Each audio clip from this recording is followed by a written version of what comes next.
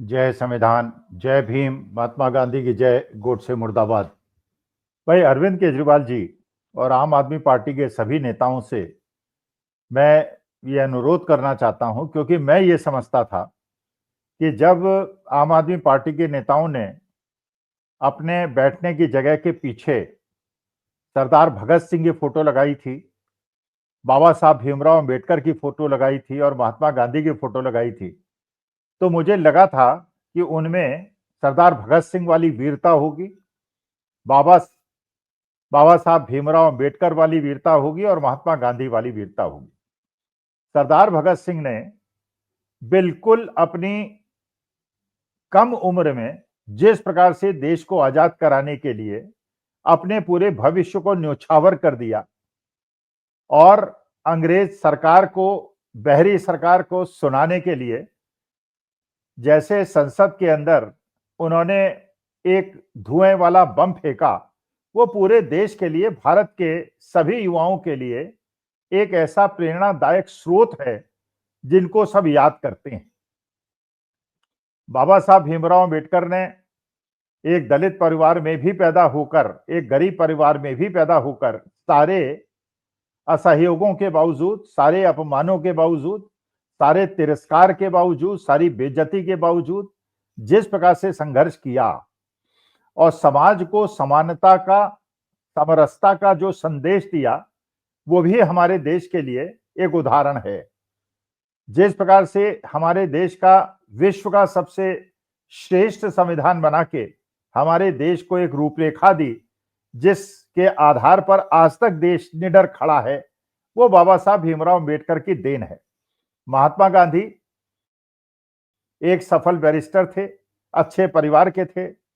और अपने सुखी जीवन को छोड़कर जब उन्होंने साउथ अफ्रीका में अपने हुए अत्याचार को देख के उन्होंने महसूस किया कि कैसे गोरे लोग हम भूरे और काले लोगों पे अत्याचार करते हैं, भारत लौटे, पूरे भारत का भ्रमण किया, भारत की जनता को जगाया और अंग्रेजों को खदेड़ दिया। जब ये तीन आदर्शों की फोटो आम आदमी पार्टी के लोगों के पीछे लगी रहती थी, तो मुझे लगता था कि अरविंद केजरीवाल, मनीष सिसोदिया, सत्येंद्र जैन और ये लोग सारे वीर लोग हैं और साहसी लोग हैं। लेकिन जो अभी कल कोर्ट का निर्णय आया और कोर्ट के निर्णय ने जिस प्रकार से शराब घोटाले में उनको ये कहा कि प्रामा फेसाई कोई केस नहीं बनता, और उसके बाद अरविंद केजरीवाल ने जिस प्रकार के उद्गार जनता के सामने प्रकट किए, तो उसके बाद मेरे दिमाग में प्रश्न चिन्ह उठा कि जो व्यवहार हमें देखने को मिला अरविंद केजरीवाल और मनीष सिसोदिया का, क्या ये उसके अनुसार है, अनुरूप है, जैसा बाबा साहब भीमराव अंबेडकर और सरदार भगत सिंह और महात्मा गांधी के सिद्धांतों पे चलने वाले लोगों का होता है। पहला तो उदाहरण ये कि अरविंद केजरीवाल फूट फूट के रोने लगे, भावुक होकर रोने लगे। उनके समर्थक कहते हैं खुशी के आंसू थे। लेकिन आप देखिए, हमारे देश में जितने भी महान लोग हैं, जितने भी हमारे देश में क्या पूरे विश्व के अंदर जितनी भी महान हस्तियां हैं, आसानी से उनके आंखों में आंसू नहीं आते। इंसान तो वो भी हैं, जैसे हम लोगों को जब बहुत ज्यादा दुख होता है तो आंसू आंखों से फूट पड़ते हैं, लेकिन इन महान लोगों को ऐसी शिक्षा मिलती है, ऐसी गाइडेंस मिलती है कि आंखों से आंसू नहीं आने देने हैं, और इसीलिए ये लोग बड़े नेता होते हैं। आपने कहा इंदिरा जी को जब संजय गांधी की मौत हुई थी, प्लेन क्रैश में संजय गांधी की मौत हुई थी, युवा थे संजय गांधी, लेकिन इसके बावजूद इंदिरा जी ने अपनी आंखों में आंसू नहीं दिखाए। जब इंदिरा जी की मौत हुई, पूरे शरीर को गोलियों से छलनी कर दिया गया उन्हीं के सुरक्षा कर्मियों द्वारा। राजीव गांधी की आंखों में आंसू नहीं आए, सोनिया गांधी के भी आंखों में आंसू नहीं आए, यहां तक कि राहुल गांधी, प्रियंका गांधी उस समय छोटे थे, लेकिन जितने भी आपने फोटो देखी होंगी, उनके फोटोग्राफ में आपको कहीं बहते फपकते हुए आंसू नहीं दिखाई पड़े होंगे। इसके बाद जब राजीव गांधी की देश के लिए एक बम विस्फोट में मौत हुई और शरीर के चीथड़े उड़ गए, इसके बावजूद आपने राहुल गांधी, प्रियंका गांधी, सोनिया गांधी की आंखों में आंसू नहीं देखे होंगे। कारण क्या है? ये बड़े लोग रोते क्यों नहीं हैं? इनके आंखों में आंसू क्यों नहीं आते हैं? इनके आंखों में आंसू आने का मतलब वो हमारे जैसे कमजोर दिल के लोग हैं जो भाव विह्वल हो जाते हैं, जो बहुत ज्यादा खुशी में बहुत ज्यादा खुश हो जाते हैं और बहुत ज्यादा दुख में बहुत ज्यादा दुखी हो जाते हैं। और इनको ये ट्रेनिंग देनी होती है क्योंकि ये ऐसे व्यक्ति हैं, ऐसे स्थान पे हैं जहां लाखों करोड़ों लोग इनके अनुसरण करते हैं, इनको मानते हैं, अपना आदर्श मानते हैं। तो अगर इनकी आंखों में उन्होंने आंसू देख लिए, वो भी विह्वल हो जाएंगे, वो भी भाव विह्वल हो जाएंगे, वो भी अतिरेक में चले जाएंगे और उसके बाद उत्तेजना में कहीं ऐसा कोई काम न कर दें जिससे देश का नुकसान हो जाए, राष्ट्र का नुकसान हो जाए। क्योंकि जब इंदिरा जी की मौत हुई उसके बाद आपने देखा कि कैसे दिल्ली राइट्स हुए।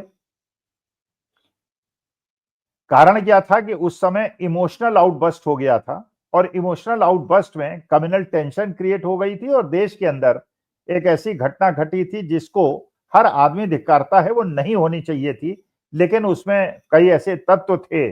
जो उसको उत्तेजना को बढ़ा के देश को तोड़ना चाह रहे थे। उसमें ज्यादातर वो लोग थे जो आज अपने को बहुत बड़ा राष्ट्रभक्त मानते हैं।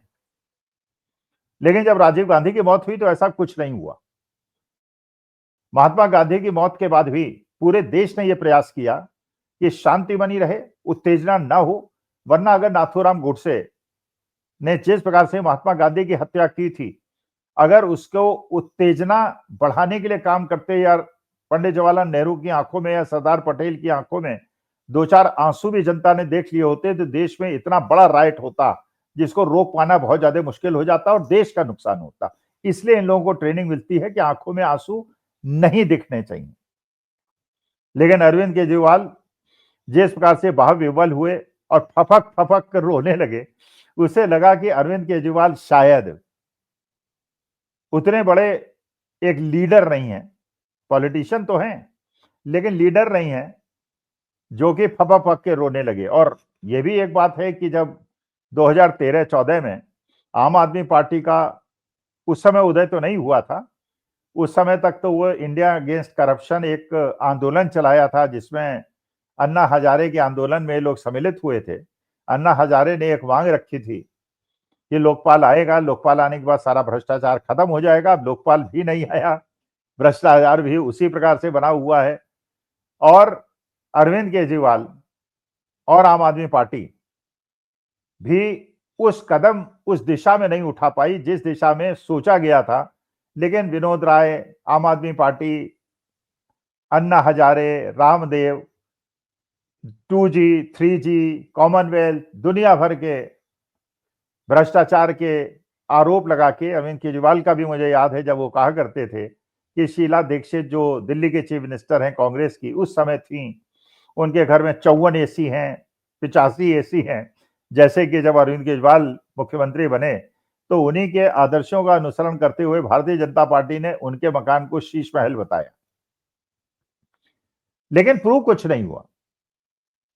कांग्रेस सरकार, केंद्र सरकार, डॉक्टर मनमोहन सिंह की सरकार, जिन पे इतने सारे आरोप लगाए गए, प्रूफ एक भी नहीं हुआ। जिन शीला दीक्षित के खिलाफ अरविंद केजरीवाल फाइलें लेके घुमा करते थे, वो कहते थे इतनी मोटी फाइल मेरे पास है जिसमें हजारों ऐसे मेरे पास तथ्य हैं जिससे मैं प्रूव कर सकता हूं शीला दीक्षित करप्ट हैं। 11 साल बीत गए, ना तो भारतीय जनता पार्टी ना आम आदमी पार्टी शीला दीक्षित और मनमोहन सिंह के खिलाफ एक भी आरोप को सिद्ध कर पाई। तो जिस प्रकार से नेशनल हेराल्ड में राहुल गांधी और सोनिया गांधी, लैंड घोटाले में रॉबर्ट वाड्रा, राहुल गांधी, भूपेंद्र सिंह हुड्डा, सारे दोषमुक्त होते जा रहे हैं, एक एक करके सारे दोषमुक्त होते जा रहे हैं। यहां तक कि जो अभी यूथ कांग्रेस के प्रेसिडेंट को दिल्ली पुलिस ने उठाया था ये कह के, ये जो टी शर्ट उतारी थी आर्टिफिशियल इंटेलिजेंस की मीट में, उसमें उन्हें गिरफ्तार किया था, कोर्ट ने उनको भी बेल दे दी। और उसी प्रकार से अरविंद केजरीवाल को भी कहा है कि इनके खिलाफ कोई आरोप नहीं बनते। तो जैसे सोनिया गांधी के खिलाफ कोई आरोप नहीं बना, जिस प्रकार से राहुल गांधी के खिलाफ कोई आरोप नहीं बना, भूपेंद्र सिंह हुड्डा के खिलाफ नहीं बना, यूथ कांग्रेस के प्रेसिडेंट के खिलाफ नहीं बना, जिस प्रकार से संजय सिंह के खिलाफ नहीं बना, अनिल देशमुख के खिलाफ नहीं बना, संजय राउत के खिलाफ नहीं बना, नवाब मलिक के खिलाफ नहीं बना, किसी के खिलाफ नहीं बना। लेकिन आप जानते हैं कि ईडी ने, सीबीआई ने जितने भी केस किए हैं उसमें कन्विक्शन रेट हार्डली 1-2% है, तो सारे लोग छूट जाते हैं। वैसे ही अरविंद केजरीवाल भी छूटे। लेकिन उसके बाद एक तो आंखों में आंसू, और दूसरा ये कहना कि वो कट्टर ईमानदार हैं, एक कोर्ट ने कह दिया। तो आप कट्टर ईमानदार हैं अरविंद केजरीवाल जी, लेकिन सोनिया गांधी भी कट्टर ईमानदार हैं, राहुल गांधी भी कट्टर ईमानदार हैं, भूपेंद्र सिंह हुड्डा भी कट्टर ईमानदार हैं, डॉक्टर मनमोहन सिंह भी कट्टर ईमानदार हैं, अनिल देशमुख भी कट्टर ईमानदार हैं। वो सारे लोग कट्टर ईमानदार हैं जिन्हें कोर्ट ने आज तक उन पे आरोप तय नहीं किए हैं। यहां तक कि हमारे भगवान शंकराचार्य अभिमुक्तेश्वरानंद जी को भी कोर्ट ने एंटीसिपेटरी बेल दे दी है। इसका मैंने प्राइमा फेसाई जो उनके सामने तथ्य कोर्ट के सामने पेश किए गए, उसमें उन्हें ऐसा महसूस नहीं हुआ कि उन्होंने कोई ऐसा गंभीर काम किया है जिसकी वजह से उनको पुलिस कस्टडी या जुडिशियल कस्टडी दी जाए, इसलिए उनको एंटीसिपेटरी बेल दे दी। और जब तक कहा कि जब तक कोर्ट का आदेश नहीं होता इनको अरेस्ट नहीं किया जाएगा। इसका माने वो भी कट्टर ईमानदार हैं और कट्टर सच्चरित्रवान हैं। भाई प्रश्न ये है कि अभी तक जिन लोगों को कोर्ट ने दोषी सिद्ध किया है उनको तो ये कहने का अधिकार नहीं हो कट्टर ईमानदार हैं, लेकिन अभी तक कांग्रेस के किसी भी बड़े नेता जिन पे अरविंद केजरीवाल ने आरोप लगाए थे कि बेईमान है, अभी तक किसी भी आरोप तय नहीं हुआ है। तो इसी तरह उस तरह आपको भी आरोप तय नहीं हुआ है, आप भी, लेकिन अपना कट्टर ईमानदार कहना, और अभी भी जितनी भी गोदी मीडिया की डिबेट्स होती हैं आम आदमी पार्टी के प्रवक्ताओं द्वारा ये कहना कि नेशनल हेराल्ड में राहुल गांधी को अरेस्ट क्यों नहीं कर रहे हैं और हमारे लोगों को क्यों अरेस्ट कर रहे हैं, तो ये लगता है कुछ मामला जो है ये भी गंभीर है। क्योंकि आम आदमी पार्टी का उदय उस समय हुआ था जब आरएसएस अन्ना हजारे के आंदोलन को प्रमोट कर रही थी, और आम आदमी पार्टी भी उस आंदोलन की जो फाइनेंशियल हेल्प थी वो आरएसएस और बड़े बड़े पूंजीपति कर रहे थे। तो उत्पत्ति दोनों की एक है। तो इस बात का संशय भी होता है कि आप कट्टर ईमानदार हैं या आपकी कट्टर ईमानदार छवि को दिखाने के लिए अब गुजरात के इलेक्शन में और गोवा के इलेक्शन में और बाकी इलेक्शंस में आपका उपयोग करते हुए विपक्षी एकता को कमजोर करने के लिए आपका उपयोग हुआ है, या जब ये चुनाव होंगे तो इंडिया अलायंस में आप आके भारतीय जनता पार्टी को हराने का प्रयास करेंगे। अब ये थोड़े दिनों में सिद्ध हो जाएगा। लेकिन अपने को कट्टर ईमानदार कहना और उन लोगों को अभी भी ईमानदार न मानना जिन्हें आज तक 11 साल के बाद भी कोर्ट ने सबको दोष मुक्ति अभी तक माना है, बेल पे बेल दे रहे हैं, एक्सटेंड करा रहे हैं, और नेशनल हेराल्ड के केस में भी कई जगह उन्होंने कह दिया है कि इसमें भी कोई प्रमा फेसाई केस उसी प्रकार से नहीं है जैसे अरविंद केजरीवाल के खिलाफ शराब घोटाले में भी नहीं है। तो अपने को कट्टर ईमानदार कहना और फूट फूट कर रोना एक बड़े नेता को मुझे ख्याल से शोभा नहीं देता। और आपको पंडित जवाहरलाल नेहरू से, इंदिरा गांधी से, सोनिया गांधी से, राहुल गांधी से, ऐसे लोगों से सीखना चाहिए। और एक और कि जब कोई योगी होता है उसकी सबसे उच्च भावना होती है जब उसे कहते हैं कि ना ज्यादा दुख में दुखी हो, ना ज्यादा सुख में सुखी हो। तो इस प्रकार से छोटे से दुख में और छोटे से खुशी में कि आपको अरेस्ट नहीं किया गया, इस तरह फूट फूट कर रोकना, अपने को कट्टर ईमानदार बताना मेरे ख्याल से औचित्यपूर्ण नहीं है। वरना कहिए